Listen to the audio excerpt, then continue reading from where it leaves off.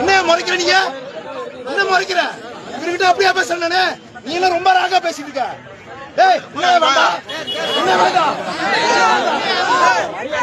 Sir, என்னோட name Balachandran. நான் சென்னையில இருந்து கால் பண்றேன். வட மாநிலத்தால ஒரு பையன் சரவணன் அப்படின்னு சொல்லிட்டு ஒரு தம்பி வந்து இறந்திருக்காப்ல இல்லைங்களா? சரி.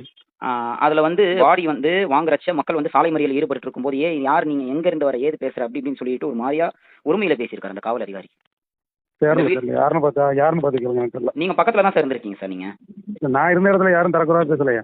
நீங்க சார் மக்களை வந்து பார்த்தீங்கன்னா தரைக்குறைவா பேசியிருக்காங்க அப்படின்னு வீடியோ ப்ரூஃப் வந்திருக்குங்களா சார்? அவர் வந்து அவர்கிட்ட ஒருத்தர் வந்து கிழிச்சிங்க போலீஸ்னாரு.